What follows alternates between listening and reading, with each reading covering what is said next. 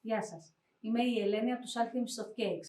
Στο σημερινό βίντεο θα σας δείξω 7 tips που ίσως να μην ξέρετε για το πώς δουλεύουμε με τη ζαχαρόπαστα. Μην ξεχάσετε να κάνετε εγγραφή στο κανάλι μας. Αν πατήσετε και το καμπανάκι, θα ενημερώνεστε άμεσα για τα tutorial που έχουμε προγραμματίσει να ανεβάσουμε. Ξεκινάμε με το άνοιγμα της ζαχαρόπαστας.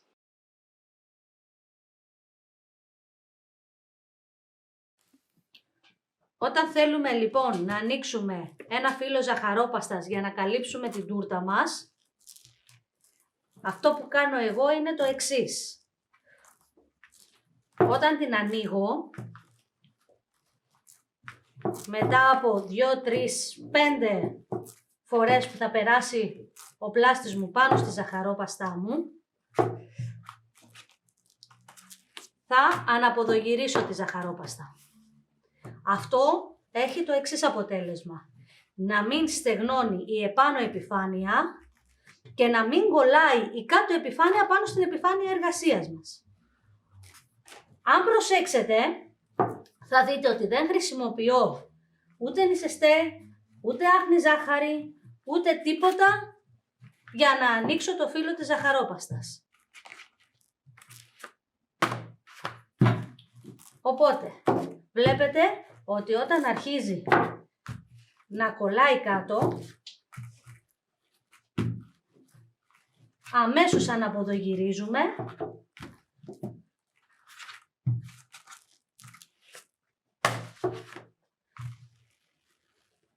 και γίνεται πολύ πιο εύκολο το άνοιγμα του φύλλου της ζαχαρόπαστας.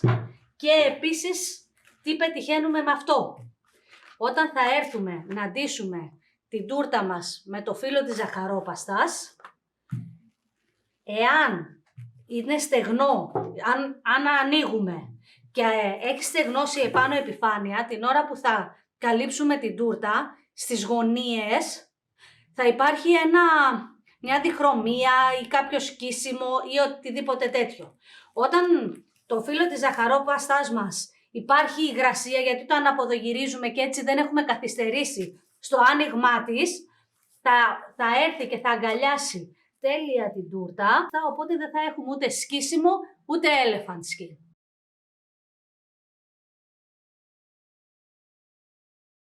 Όταν θέλουμε να ντύσουμε μία τούρτα 20 εκατοστών ύψους και πάνω, δεν μας ενδιαφέρει πόσο, και διάμετρο όσο η διάμετρο θέλουμε, είτε είναι 20 εκατοστά στη συγκεκριμένη περίπτωση, είτε είναι 25, είτε είναι μεγαλύτερη. Ένας πολύ πιο εύκολος τρόπος που έχω να προτείνω είναι ο εξής. Καλύπτω πρώτα από πάνω με ζαχαρόπαστα το καπάκι, θα σας δείξω τώρα αμέσως, και μετά θα ανοίξω ένα μεγάλο φύλλο και θα την ντύσω περιμετρικά. Και ξεκινάω.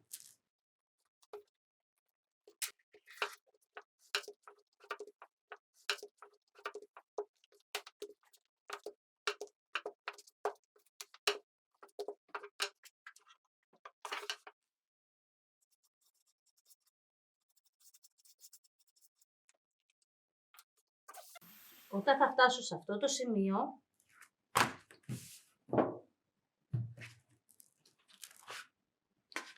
απλά θα την τοποθετήσω επάνω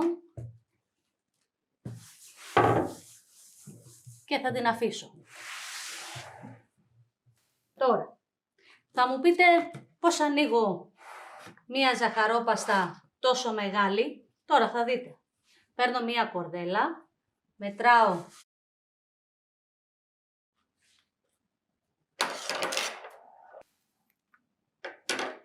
και το ύψος που θέλω.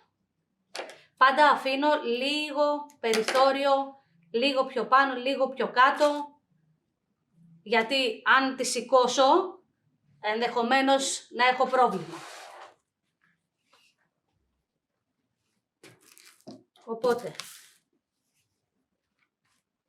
βλέπω ότι θέλω κάπου εδώ. Okay.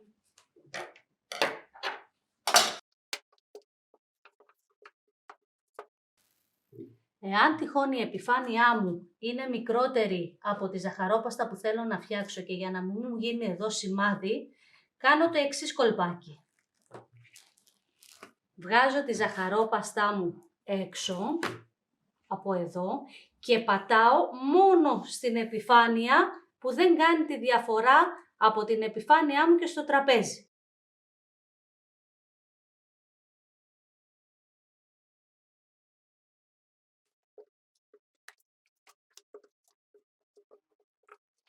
Αν τυχόν και ανοίξουμε και τυλίξουμε τη ζαχαρόπαστά μας τώρα κατευθείαν επάνω στον πλάστη, όταν θα το τυλίγουμε, αυτό επειδή είναι αρκετά νοπό τώρα, γιατί μόλις τώρα την άνοιξα, θα κολλήσει και δεν θα μπορούμε να την ξεκολλήσουμε.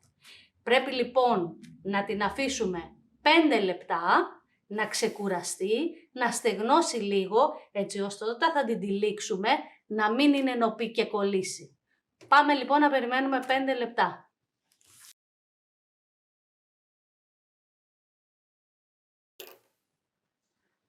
Όταν λοιπόν περάσουν τα 5 λεπτά, παίρνω ένα κοφτερό μαχαίρι, κοπιδάκι,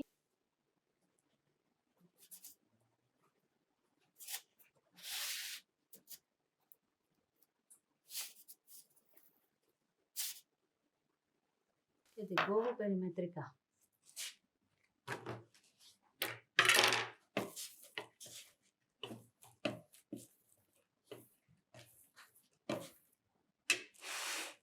Εφόσον έχουν περάσει τα 5 λεπτά,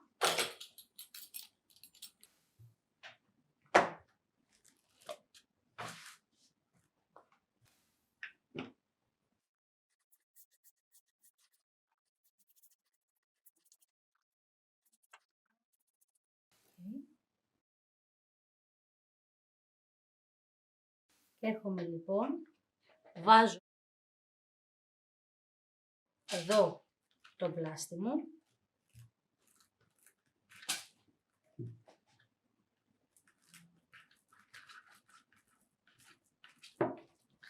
δεν πιέζω,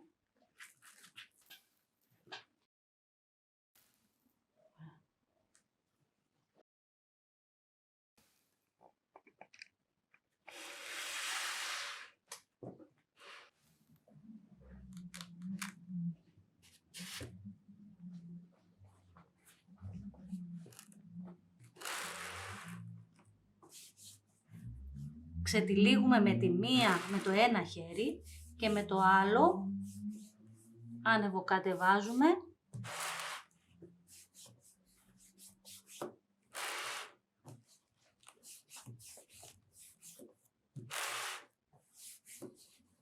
Εάν δεν είχαμε αφήσει να περάσουν 5 λεπτάκια, το αποτέλεσμα δεν θα ήταν το ίδιο, θα κολλούσε η ζαχαρόπαστα η μία με την άλλη.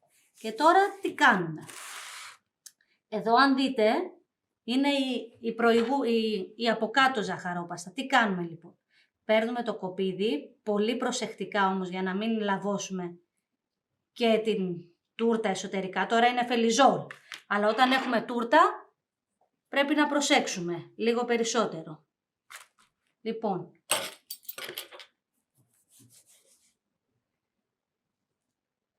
έχουμε από κάτω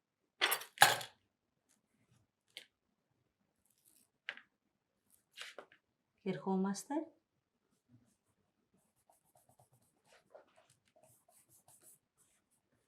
και την ενώνουμε. Τώρα,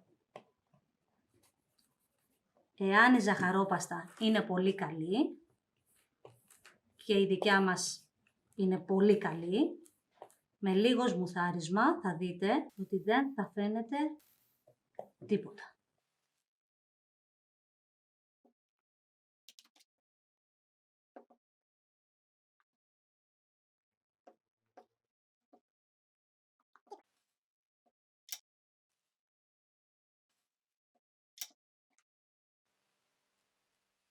Δεν χρησιμοποιώ ποτέ το κοπίδι ή το πιτσακάτερ για να κόψω εδώ κάτω, γιατί υπάρχει περίπτωση να το πληγώσω.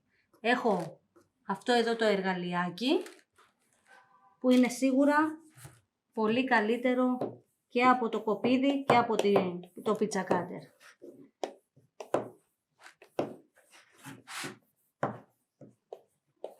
Οπότε το μυστικό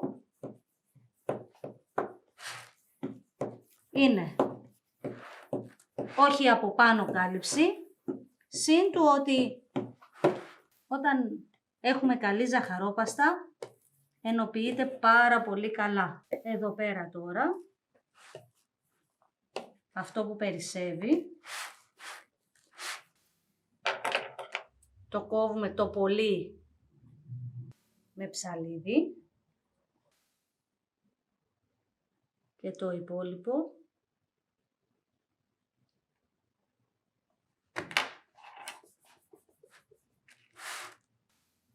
το κάνουμε το κοπίδι.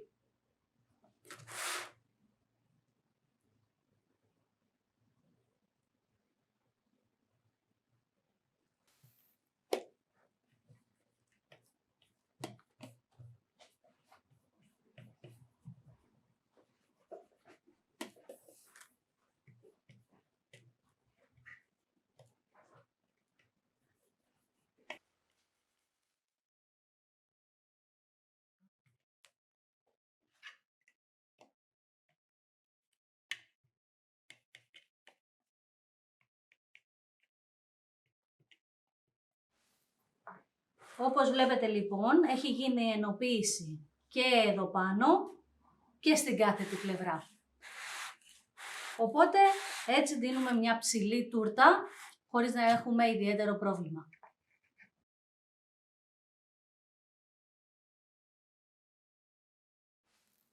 Ένα πολύ βασικό εργαλείο που χρειαζόμαστε όλοι να έχουμε για το άνοιγμα της ζαχαρόπαστας είναι το μηχάνημα ζυμαρικών. Ξέρω πως πολλοί το έχουν, αλλά λίγοι είναι αυτοί που ξέρουν να το χρησιμοποιούν. Και αυτό γιατί κάνουν ένα βασικό λάθος. Έτσι όπως είναι η ζαχαρόπαστα, ανοίγοντας ή με το άλλο το εξάρτημα, το χειροκίνητο, δεν έχει διαφορά αυτό. Έτσι όπως είναι χοντρό, προσπαθούν να το βάλουν εδώ και να τους βγει λεπτό φύλλο. Το λεπτό φύλλο ή τέλος πάντων ισόπαχο φύλλο το θέλουμε για πολλά πράγματα, όπως το να κάνουμε λουρίδες, διακοσμητικά γύρω-γύρω από τις τούρτες μας, πουά, να κόψουμε με κουπάτ γράμματα, με γραμματοσυρές, αριθμούς ή τέλος πάντων διακοσμητικά για να διακοσμήσουμε την τούρτα μας. Το μυστικό λοιπόν, που είναι το πιο απλό, είναι ανοίγουμε λίγο τη ζαχαρόπαστα και μετά χρησιμοποιούμε τη μηχανή των ζυμαρικών. Όπως βλέπετε, ούτε και σε αυτή την περίπτωση χρησιμοποιώνει σεστέ, δεν χρειάζεται. Τώρα, σε κάποιες εποχές μεγάλης υγρασίας, ίσως το χρειαστείτε. Οπότε, η πρώτη κίνηση είναι να το βάλετε στην πιο χοντρή σκάλα που υπάρχει.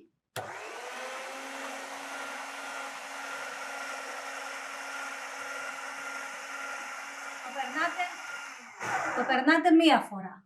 Πάμε να το περάσουμε στη μεσαία σκάλα.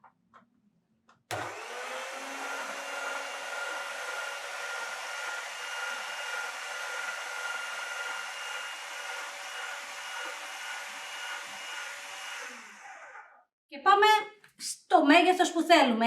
Εδώ, τώρα στη μεσαία σκάλα, μπορείτε να το ανοίξετε και να πατήσετε κουπάτ που μπορεί να χρειαστείτε, μια γραμματοσυρά για το όνομα του παιδιού που γιορτάζει. Πάμε λοιπόν στο πιο λεπτό.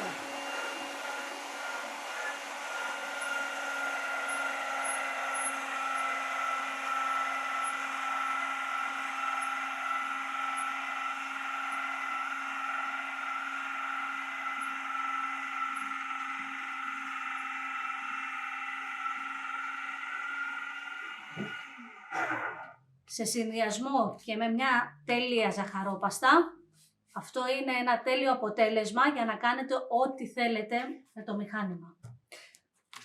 Απλά, εάν το έβαζα αρχής εξ αρχής στην πολύ μικρή σκάλα, αυτό εδώ δεν θα ήταν το αποτέλεσμα, δεν θα υπήρχε περίπτωση να βγει. Οπότε, πάμε σταδιακά, το ανοίγουμε πρώτα στον πάγκο μας και μετά σιγά σιγά βγάζουμε την λωρίδα που θέλουμε.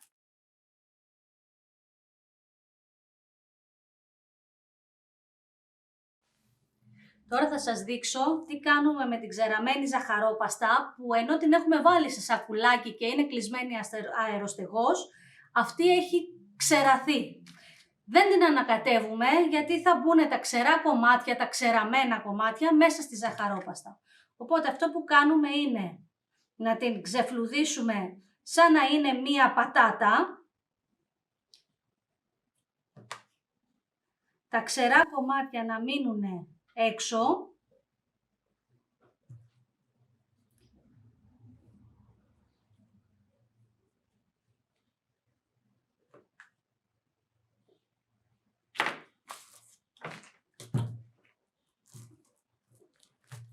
Αν την ξανά ανακατέψουμε λοιπόν, συνήθως οι ζαχαρόπαστες ξεραίνονται εξωτερικά, οπότε είναι η καλύτερη λύση.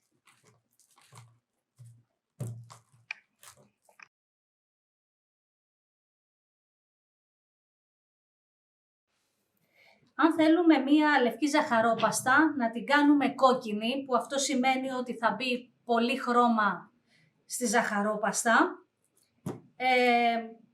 βάφεται πολύ απλά με χρώμα ζαχαροπλαστικής τζέλ. Αυτό όμως θα μας φέρει ποιο αποτέλεσμα? Ότι η ζαχαρόπαστα θα αλλάξει σύσταση. Και δείτε τι εννοώ.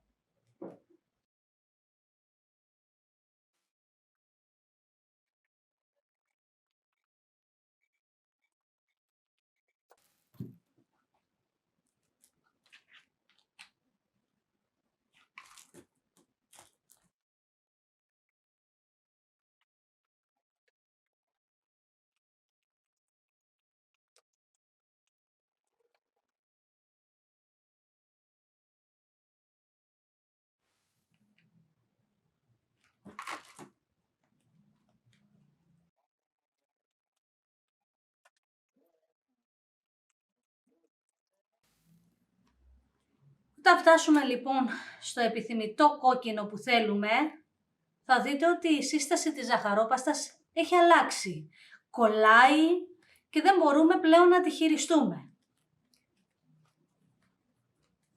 Αυτό που κάνουμε λοιπόν είναι την αφήνουμε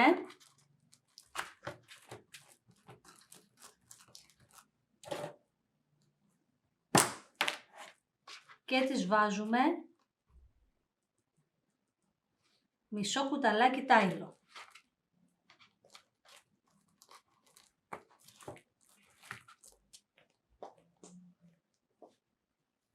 Την ανακατεύουμε πολύ καλά να πάει σε όλη τη ζαχαρόπαστα.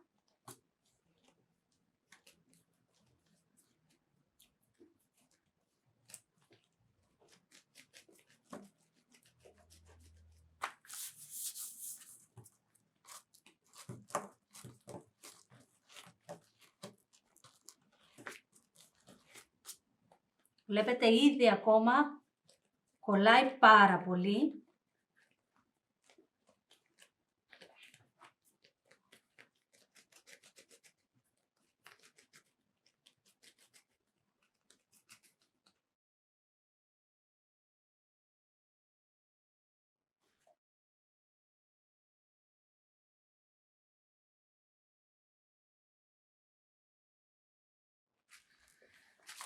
Θα το βάλουμε για 1 με 2 ώρες σε ένα σακουλάκι, θα το αφήσετε στην άκρη και σε 1 ώρα ραντεβού εδώ για να δούμε το αποτέλεσμα.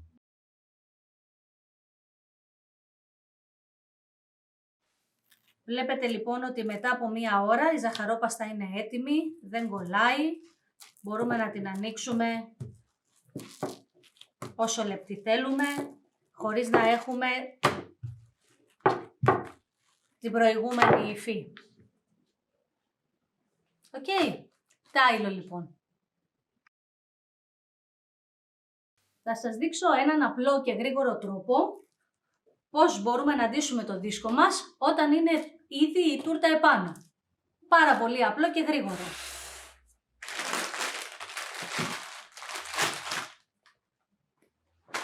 Παίρνουμε ένα κομμάτι ζαχαρόπαστα.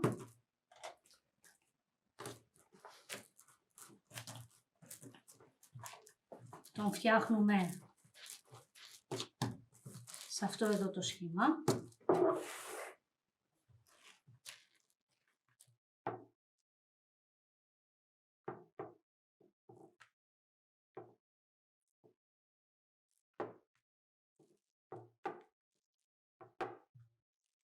Θέλουμε οπωσδήποτε το φάρδος του να είναι λίγο περισσότερο από το δίσκο, από την επιφάνεια του δίσκου.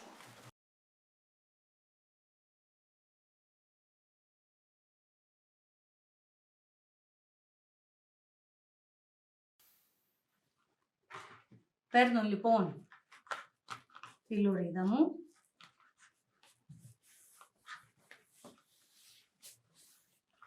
Το κάνω στρογγυλό. Και με το χέρι, δεν χρειάζεται να έχω μετρήσει κάτι με το χέρι, ώστε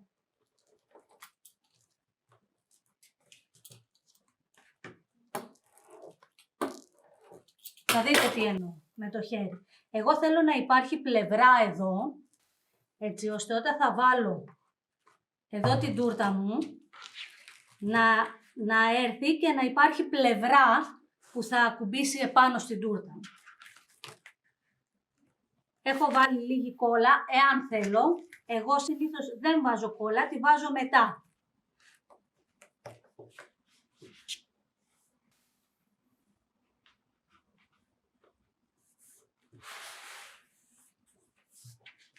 Βάζω από τη μία πλευρά, βάζω και από την άλλη πλευρά. Τώρα θα σας το γυρίσω να το δείτε.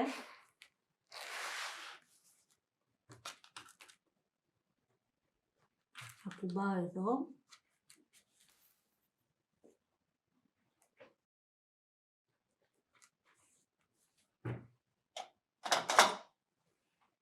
Ξανακόβω και τα δύο συγχρόνως μαζί.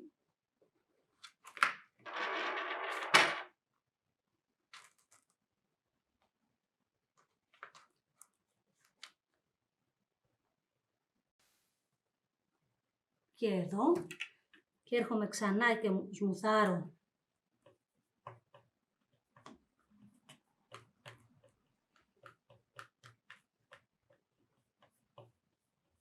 ώστε να μην υπάρχει πάλι ένωση.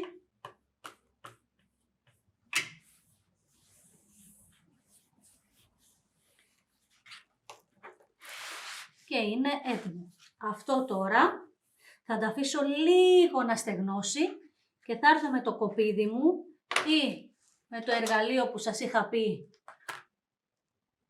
και πριν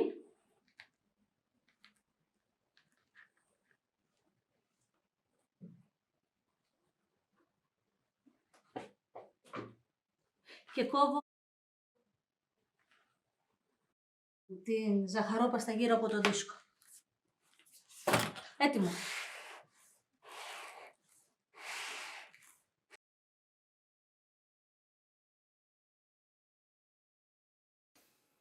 Το 7ο tip είναι πώς ξεχωρίζουμε μια πολύ καλή ζαχαρόπαστα από μια μέτρια έως κακή ζαχαρόπαστα. Πάμε να σας εξηγήσω. 1. Να έχει βελούδινη υφή. Αισθανόμαστε αν έχει βελούδινη υφή όταν χαϊδεύουμε με το χέρι μας τη ζαχαρόπαστα. Η άγνη ζάχαρη που έχει χρησιμοποιηθεί πρέπει να είναι πάρα πολύ λεπτοκομμένη. Όσο πιο λεπτοκομμένη είναι η άγνη ζάχαρη, τόσο πιο βελούδινη η υφή έχει η ζαχαρόπαστα. 2. Να είναι μαλακή. Είναι καλό η ζαχαρόπαστα μας να είναι μαλακή, χωρίς όμως να κολλάει στα χέρια μας, για να μπορούμε να τη ζυμώνουμε εύκολα και γρήγορα και να την ανοίγουμε εύκολα και γρήγορα. 3. Να έχει ελαστικότητα. Δείτε στο βίντεο, όταν έχει ελαστικότητα, πόσο λεπτή και μεγάλη σε μήκος μπορεί να γίνει, χωρίς να σχιστεί. Θέλουμε να έχει ελαστικότητα για να μπορούμε όταν την ανοίγουμε ή όταν πάμε να καλύψουμε μία τούρτα, να μην μας σχίζεται ή να μας κάνει elephant skin. Αυτό είναι ένα συχνό πρόβλημα που έχουν πολλοί όταν καλύπτουν μία τούρτα. Να τους κάνει δηλαδή ζαχαρόπαστα σχισιματάκια ή elephant skin. Και πιστεύουν ότι δεν έχουν αυτή την ικανότητα, ενώ στην ουσία το 70% φταίει η ζαχαρόπαστα που χρησιμοποιούν. 4. Να ενοποιείται τέλεια. Όταν η ζαχαρόπαστα έχει τέλεια ενοποίηση, μας λύνει πολλά προβλήματα. Δείτε στο βίντεο πόσο εύκολα εξαφανίστηκε η κάθετη ένωση. Το ίδιο συνέβη και με την ένωση στο καπάκι. Εξαφανίστηκε και εκεί. Και κάποιο λάθος να κάνουμε και να μας χυστεί ζαχαρόπαστα σε κάποιο σημείο πάνω στην τούρτα μας, αν έχει καλή ενοποίηση, λίγο τρίψιμο με το χέρι μας ή με ένα σμούθερ καλύπτεται. Επίσης, πολύ ουσιαστικό όταν η ζαχαρόπαστά μας ενοποιείται τέλεια, είναι ότι μας κάνει και για μοντελισμό. Μπορούμε δηλαδή να κάνουμε πολύ όμορφα ζωάκια, φιγούρες, ακόμα και εξαιρετικά μπούστα, αν έχουμε βέβαια την ανάλογη εμπειρία. Δεν χρειάζεται δηλαδή να αγοράσουμε ζαχαρόπαστα μοντελισμού. 5. Να αντέχει στο ψυγείο και να μην υγρασιάζεται. Να έχει ωραία γεύση. Η ζαχαρόπαστά μας θέλουμε να έχει ωραία γεύση έως και ουδέτερη. Σίγουρα όχι έντονη. Η τιμή της ανά κιλό να είναι προσιτή. Αυτά ήταν κάποια από τα tips που υπάρχουν στην τέχνη της ζαχαρόπαστας. Αν σας άρεσε το βίντεο, κάντε like. Θα υπάρξουν και άλλα tutorial σύντομα με ολοκληρωμένα μαθήματα με όλες τις τεχνικές. See you!